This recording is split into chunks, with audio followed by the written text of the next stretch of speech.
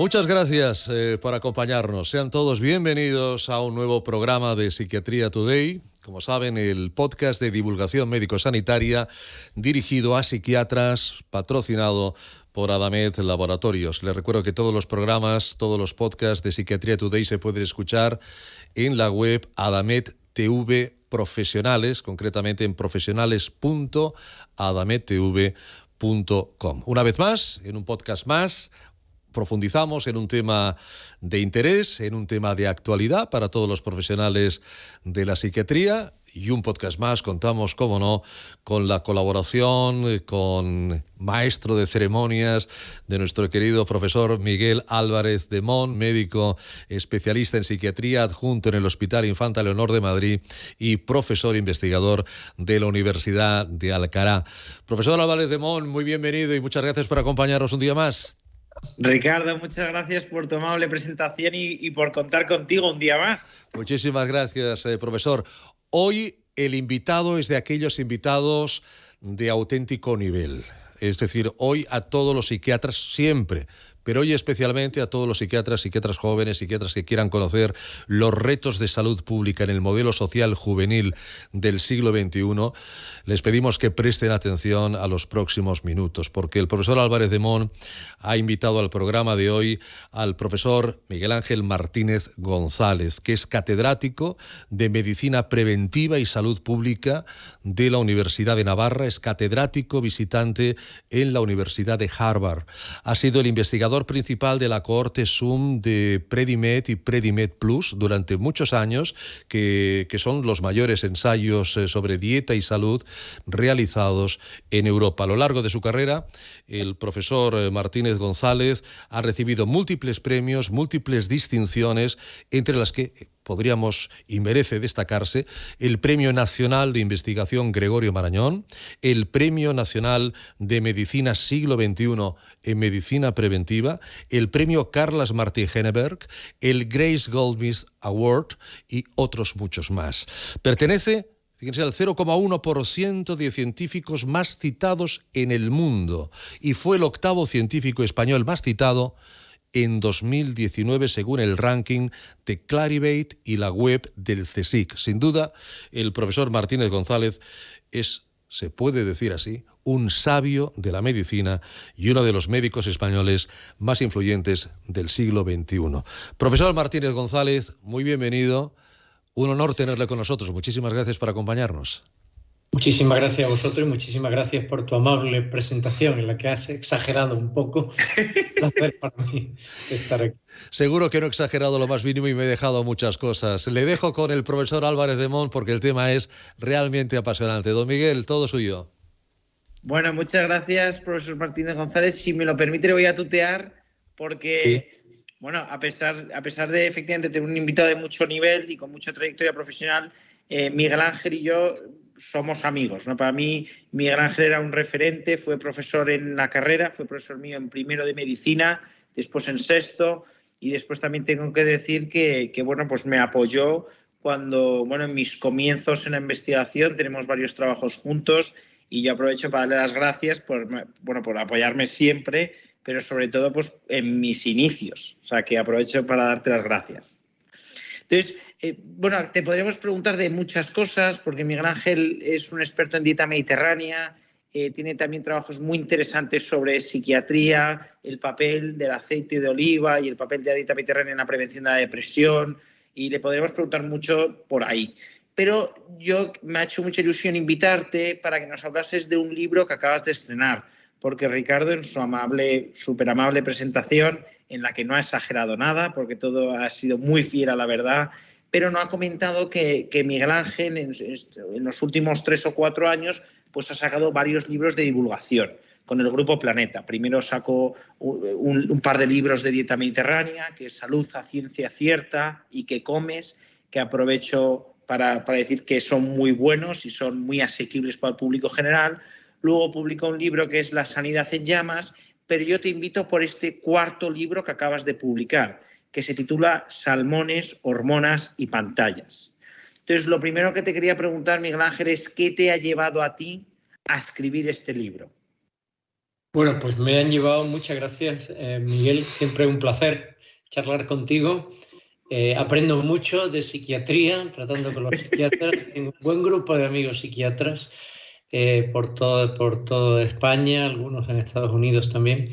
Y bueno, pues este libro lo he escrito después de informarme mucho sobre los trabajos epidemiológicos que habían analizado los problemas de salud mental en jóvenes, especialmente en relación con los retos que supone el estar conectados continuamente a pantallas, las redes sociales, la abundancia de pornografía en Internet, y todo esto es un reto terrible para la gente joven, y pienso que cualquier psiquiatra que me esté escuchando pues no les resultará extraño el darse cuenta de hasta qué punto estamos en una de las peores crisis de salud mental en la gente joven. Y esto tiene mucho que ver con la cultura de base que se ha creado y con la adicción a pantallas y a redes. Es difícil para estos jóvenes mantener una buena higiene mental en esas edades, porque por una parte sus hormonas están configurando sus cerebros, y por otra parte el atractivo que tienen esas pantallas, que detrás de ellas hay una inteligencia artificial diseñada para enganchar al usuario, pues muy difícil de resistir esa presión. Entonces aquí necesitan una ayuda, y por eso he escrito este libro. No, el libro es tremendamente útil. Yo tengo que reconocer que me siento halagado de aparecer en agradecimientos, porque tuve la suerte de leerlo en fases previas. No, el libro es tremendamente interesante, no nos va a dar tiempo a abordar todos los aspectos, pero yo quería preguntarte quizás sobre los temas que creo que pueden estar más pegados a la práctica de la psiquiatría, ¿no? Porque al final este podcast lo escuchan fundamentalmente psiquiatras, y a mí has comentado varias cosas que creo que lo vemos mucho en consulta y que, si te parece, me gustaría que profundices un poco más, ¿no? 1, has hablado mucho de redes sociales. 2, también has hablado de un tema que está muy presente, bueno, en los sistemas internacionales de clasificación, en la APA, que es la Asociación Americana de Psiquiatría, que tiene la DSM-5, sale en la CIE-11 también, que ahora se le está dando mucha importancia, es a la adicción sin sustancia. En las adicciones sin sustancias se incluye la pornografía, que la has mencionado. Entonces yo quería que nos hablases del papel que juegan las redes sociales por un lado y la pornografía por el otro en nuestra salud mental en general y luego en la patología psiquiátrica en particular. Pues sí, o sea, que reúne todos los requisitos la pornografía para hablar de una adicción, porque hay una compulsión que es evidente, hay un uso continuado a pesar de experimentar problemas graves a nivel laboral, a nivel familiar, a nivel de pareja, a nivel social, incluso a veces a nivel de arriesgarse a temas penales.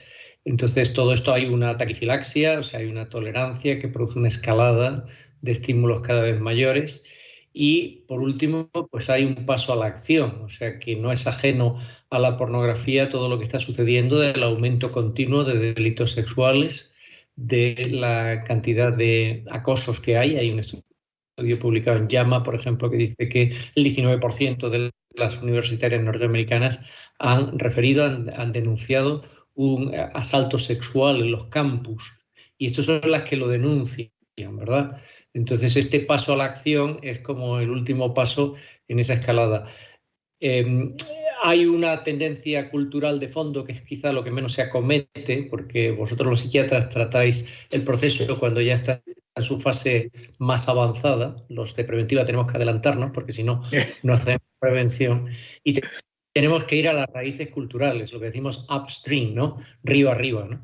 Entonces, hay una tendencia cultural muy fuerte a esa gratificación instantánea, lo que se ha llamado la cultura del yo ya, o sea, todo para mí, todo narcisista, todo egocéntrico y ya, inmediatamente, toda gratificación a golpe de un clic, y todo esto pues crea un caldo de cultivo donde se busca esa gratificación en la pornografía, y cuando se busca la gratificación en la pornografía, como bien es sabido, el estímulo de la dopamina es adelantarse, o sea, es previo, es como la expectativa, ¿verdad? Entonces, no se encuentra una saciedad de esa sed de gratificación, no se queda saciada esa sed, sino que se incrementa. Este es el truco de esta adicción, ¿no? Y a diferencia de la adicción al alcohol o la adicción a drogas, la adicción a la pornografía es que es inacabable. O sea, la adicción al alcohol llega un momento en que se pierde el sentido si se bebe tanto alcohol, ¿verdad? Y ya no se puede seguir consumiendo. O lo mismo puede pasar con el cannabis, con otras drogas. Sin embargo, la pornografía es inacabable. El número de visitas a las grandes corporaciones industriales de pornografía es abismal. O sea, estamos hablando de 140 millones de visitas diarias a una sola de estas empresas, que son corporaciones multinacionales que tienen un inmenso afán de lucro y que usan todo tipo de recursos, legales o ilegales, para crearse adictos. Su grito de guerra es: captúralos a los 13 años y ya los tienes de clientes para toda la vida. Y en esto coinciden con otros problemas graves que hemos experimentado en salud pública, que era el mismo lema que tenían los del tabaco, el mismo lema que han usado los de la comida y bebida basura, que ha provocado una epidemia de obesidad sin precedentes. Pues esto mismo lo estamos viendo ahora desde el punto de vista de la salud pública con la adicción a pantallas de entretenimiento. Me estoy refiriendo a las pantallas de entretenimiento, a esa gran afrenta a la inteligencia que es darle teléfono inteligente a los niños. Es la mayor afrenta a la inteligencia que se ha hecho en el siglo XXI. Cuando hablo de teléfono inteligente, lógicamente me refiero a los teléfonos con conexión a Internet. O sea que lo que vaticinas es que, al igual que el tabaco tuvo cierta tolerancia social, o incluso fue hasta fancy, ¿no? Era hasta guay fumar durante décadas, y que eso luego ha causado mucha patología relacionada con el tabaco. Lo mismo con la comida ultraprocesada o la comida rápida, responsable de elevadas tasas de obesidad y elevadas tasas de diabetes, que es verdad que se han incrementado en cuestión de 2 o 3 décadas. O sea que genético no puede ser, porque los genes no cambian tan rápido. Digo que tiene mucho que ver con lo conductual y con el estilo de vida. Tú vaticinas que, digamos, que va a seguir, o sea, que la pornografía y el uso inadecuado de las redes sociales va a ser como el siguiente factor de riesgo que cause mucha patología, en este caso patología psiquiátrica. Sí, hombre, desde luego tenemos algún estudio en Estados Unidos, en universitarios norteamericanos, que te dice que el 60% de los estudiantes universitarios norteamericanos reúnen criterios para diagnosticarles al menos un problema de salud mental. El estudio de los CDC de Atlanta sobre una muestra representativa que se realizó en 2020 tenía un 25% de ideación suicida en los de 18 a 24 años. Entonces estamos viendo toda una generación, para que haya esta ideación suicida, con criterios para calificarlo así, pues esto lo que aparece, o que el 10% de las muertes en jóvenes en España pues sean por suicidio, ¿no?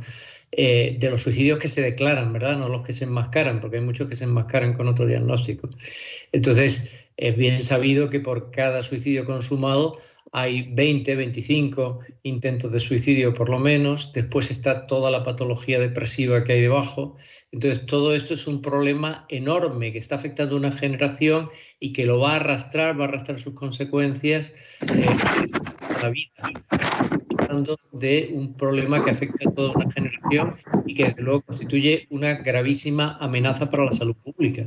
Estamos hablando de una de las mayores amenazas que estamos viendo ahora mismo para la salud pública. Y lo propio en medicina preventiva es adelantarse. Yo por eso me he adelantado con este libro, ¿no?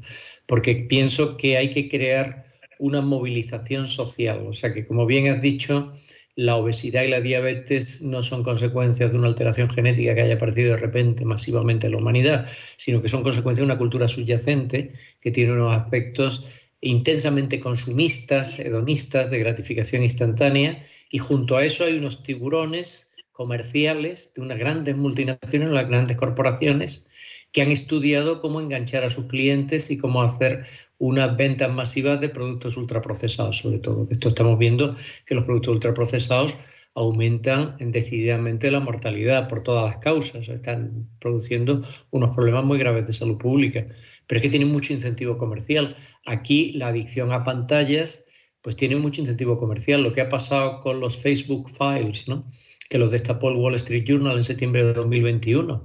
Tenían informes internos en lo que ahora se llama Meta, antes se llamaba Facebook, que es la dueña de Instagram.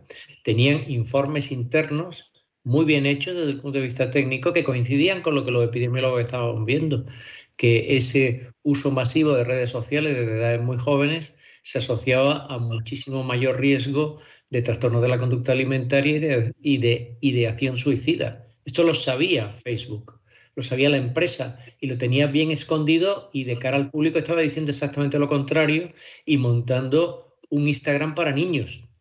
Entonces esto es muy grave. Esto es lo mismo que hicieron las tabacaleras en los años 50 y 60 del siglo pasado.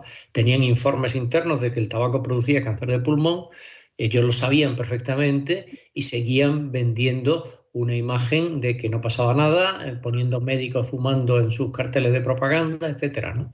Buscando unos cigarrillos con filtro porque así irritaban menos la garganta, todo este tipo de botes de humo, de tapaderas, de un producto que estaba produciendo una epidemia de cáncer de pulmón que sigue durando y que ha producido 100 millones de muertes en el siglo XX. O sea, estamos hablando de problemas masivos de salud pública. Pues algo por el estilo va a pasar, o sea, que los psiquiatras sabéis mejor que nadie. Yo no voy aquí a vender miel al colmenero, ¿verdad? Pero sabéis perfectamente cómo una persona que ha tenido depresión a edades muy jóvenes, pues tiene recidivas, pronto tiene ideación suicida, esto se complica, es decir, que es un problema que se viene arrastrando, no rinde laboralmente, tiene problemas familiares, tiene problemas de pareja, tiene problemas en la educación de sus hijos en el futuro, o sea, tiene una carga de enfermedad que arrastra toda la vida. Piensa en una generación donde hay un 25% de ideación suicida. ¿Qué va a pasar con esta generación, verdad? Por supuesto, tienen problemas de abuso de sustancias, ¿no? Entonces, todo esto hay que afrontarlo desde el punto de vista de la salud pública, que cuando la salud pública se pone frente a un problema es lenta pero segura, ¿eh? O sea, cuando nos ponemos, mira lo que ha pasado con fumar en lugares públicos, con todo el movimiento de los fumadores pasivos. Es un proceso que va por etapas, hay que hacer muy buenas publicaciones científicas. El libro tiene nada menos que 450 notas a pie de página, aunque es absolutamente coloquial, divulgativo en todo su modo de expresarse, pero está todo muy fundamentado en los estudios epidemiológicos disponibles. No voy a hacer aquí una recitación de todos los estudios epidemiológicos que hay, pero ya hay metaanálisis de estudios transversales y de cohortes que ven un uso extenso de pantallas de teléfonos móviles asociado a depresión. Esto está ya con metaanálisis publicados a final del 2022. O sea, pero es que doy una abundancia de apoyos bibliográficos en todo lo que digo, que esto no es un libro sacado de la manga o que tenga un fundamento, digamos, religioso, filosófico, moral, ético, no, nada de esto, es pura ciencia epidemiológica puesta en el lenguaje más coloquial posible y también con cierto carácter persuasivo, porque creo que persuadir. Sí, no, bueno, persuasivo siempre ha sido. Persuasivo siempre ha sido. No, pero vamos, yo comparto mucho lo que dices y sobre todo como psiquiatra y ya como psiquiatra, como ciudadano, no sé, como padre, da pena, o sea, es verdad que entristece que la principal causa de muerte en jóvenes entre 15 y 40 años, según la fuente consultada, pero que la primera o segunda causa de muerte en nuestro país, en países de nuestro entorno, sea el suicidio, da mucha pena. Yo lo que pasa es que, claro, tu libro me parece que es muy oportuno y yo creo que va a hacer un gran bien, pero claro, uno lo lee, ahora te escucho y uno pues se puede desanimar. Entonces, se puede desanimar. Entonces, yo creo que también hay que tratar de transmitir esperanza, ¿no? Yo creo que, por ejemplo, la seguridad vial, desde la DGT hicieron un trabajo enorme de concienciación de la conducción. Pues, por ejemplo, ahora yo creo que muchos sectores o amplios sectores de la sociedad te miran mal si conduces bajo los efectos del alcohol o bajo los efectos de las drogas, lo cual es un logro social, es una maravilla. Sí. Yo pienso que es una maravilla y de hecho muere mucha menos gente por accidentes de tráfico, etcétera, etcétera. El cinturón nos lo ponemos, el coche te pita si no te lo pones. Entonces, igual que, por ejemplo, muertes por accidentes de tráfico lo hemos logrado disminuir, tú das claves, pero ¿nos podrías contar razones para el optimismo? Sí. Yo soy patológicamente optimista. Entonces, por eso la primera palabra que he puesto en el libro es salmones. El libro se llama Salmones, hormonas y pantallas. Pero los salmones, ¿quiénes son los salmones? Son tantos jóvenes que tienen la valentía de nadar río arriba contracorriente. O sea que si hay una corriente cultural en algunos aspectos que es tóxica, porque está siendo tóxica toda esta corriente de uso masivo de pornografía, esta degeneración de la visión de la sexualidad humana que se ha impuesto, todo esto está haciendo mucho daño, porque también en el libro hablo de infecciones de transmisión sexual, hablo de los efectos secundarios de un uso masivo de contraceptivos orales, o sea, que esto preocupa cada vez más, especialmente en muchos sectores también del feminismo, no solo en la salud pública y la medicina preventiva, pues, etcétera, etcétera. Entonces, frente a todo esto, realmente hay bastantes, más de los que parecen, jóvenes que nadan contracorriente, que tienen esa valentía de confrontar los paradigmas de su sociedad. Todas las revoluciones han empezado así. De hecho, la página web del libro se llama revolucionsalmones.es. Es decir, que estamos provocando una revolución social. ¿Qué es lo que se hizo con el movimiento de los fumadores pasivos? ¿Qué es lo que se hizo con el movimiento de come comida real, no comas ultraprocesados? Con el movimiento a favor de la dieta mediterránea, que llega a ser una gran fuerza social. Una vez que tú has constituido esa gran fuerza social, porque cada vez hay más voces, por ejemplo, ahora mismo hay muchas iniciativas de exadictos a pornografía, que han montado páginas web, que han escrito libros, desde muchas ópticas. No es nada confesional ni nada político, es absolutamente gente que le ha costado mucho salir de la adicción a pornografía y no quiere que la gente joven entre ahí, ¿no? Entonces, se va creando un movimiento social. Una vez que existe ese movimiento social, es mucho más fácil que cambie, como tú dices, pues esto de las normas de tráfico, ¿verdad?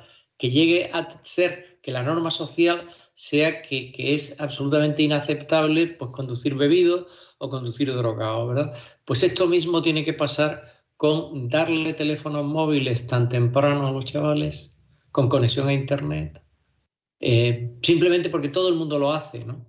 Entonces, por eso hablo de los salmones. Yo digo en el libro, jugando con las palabras, sed salmones, no seáis clones, ¿no? No penséis aquello de Descartes, fotocopio luego existo, ¿no? Se le ha cambiado el discurso del método a Descartes, ¿no? Fotocopio luego existo, ¿no? Entonces, hay que tener la personalidad de ir contracorriente. Y de hecho, detrás de este libro, Salmones, Hormonas y Pantallas, no está Miguel Ángel Martínez. Detrás están muchos estudios que se han hecho en la Universidad de Navarra y muchos estudios que se han hecho en la Universidad de Harvard. Y son estudios muy serios, con la mejor metodología epidemiológica.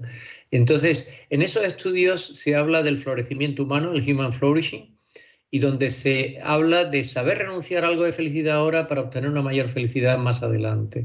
La capacidad de gestionar adecuadamente los impulsos. Todo esto está integrándose ahora en un concepto moderno de salud. Este concepto antiguo, que ya tiene bastante más de medio siglo, del perfecto estado de bienestar físico, psíquico y social, y no solo la ausencia de enfermedad o achaque que acuñó la OMS, pero dice, bueno, pues a lo mejor está muy bien, tiene mucho bienestar quien se está metiendo una raya de cocaína en ese momento, se siente muy bien, pero claro, no sabe renunciar a algo de felicidad ahora para obtener una mayor felicidad más adelante, porque luego lo va a pagar, ¿verdad? Y lo mismo pasa con cualquier tipo de gratificación instantánea que pierda el horizonte de tener un propósito en la vida, ¿no?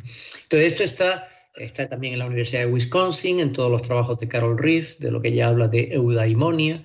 Entonces, son paradigmas que se están extendiendo cada vez más porque nos damos cuenta los epidemiólogos de que cuando eso está muy arraigado, luego seguimos a la gente 20 años y vemos que los que tienen estos paradigmas bien arraigados son los que gozan de mejor salud mental en el futuro. Y hacemos escalas de calidad de vida, medimos el SF36, medimos el bienestar psíquico, medimos el bienestar emocional con escalas validadas y nos damos cuenta, o medimos simplemente la incidencia de depresión o de trastorno de ansiedad, y nos damos cuenta de que estos determinantes distales, que tienen mucho que ver con llevarle la contraria a esa cultura tóxica y no ser clones ni ser fotocopio luego existo, pues esos son los que al final tienen más longevidad, están más libres de problemas de salud mental. Y como los hay, lo que quiero dar con este libro, Salmones, Hormonas y Pantallas, es un acopio inmenso de recursos intelectuales y de persuasión para todos los que quieren seguir eso. El libro está dirigido fundamentalmente a los jóvenes, pero también es muy útil para padres. Yo creo que la mayoría de los padres que tienen hijos entre 10 y 20 años están asustados con ver a sus hijos tan abducidos por la pantalla del teléfono móvil, que prácticamente cortan la relación con la familia porque están 6, 7, 8, 9 horas al día metidos en esa pantalla. Y esto, desde luego, que no es sano. Y no es una teoría, no es una especulación, no es deductivo, es inductivo. Es algo que se saca de los datos empíricos que se han ido recogiendo en distintos estudios, ¿no? Y esto es lo que trato de presentar. El libro tiene referencias muy modernas, muchísimas del 2022, porque es un tema emergente ahora mismo en investigación epidemiológica. Totalmente. O sea, digo, es un tema absolutamente emergente. Sí. Entonces he tratado de hacer una puesta al día ahí, pero transmitiéndolo todo con un lenguaje muy coloquial, con casos clínicos, con códigos QR para que pues, se pueda ver un vídeo, con también para el que quiera profundizar desde el punto de vista científico, ahí está a pie de página, en cada página pues te vas a encontrar un montón de citas que te vas a internet y dice así se localiza el paper correspondiente, ¿no?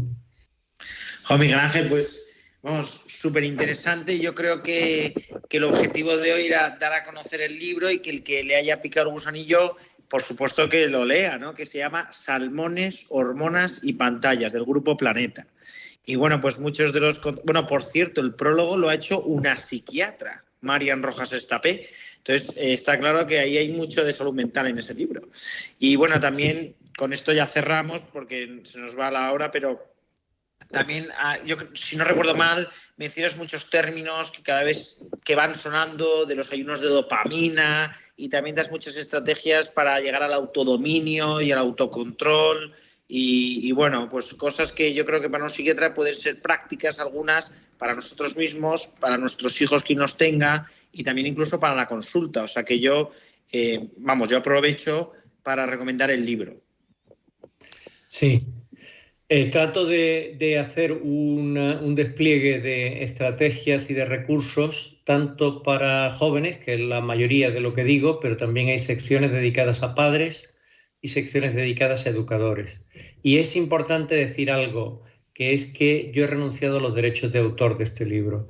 Es decir, los destino todos a financiar investigación en salud pública en estos temas. O sea que no estoy haciendo propaganda de algo que va a ir luego a mi cuenta corriente, ¿verdad? Entonces, creo que es importante desde el punto de vista ético, cuando uno trabaja en la universidad, pues apoyar con este tipo de iniciativas la investigación epidemiológica que es tan necesaria y que muchas veces está infrafinanciada.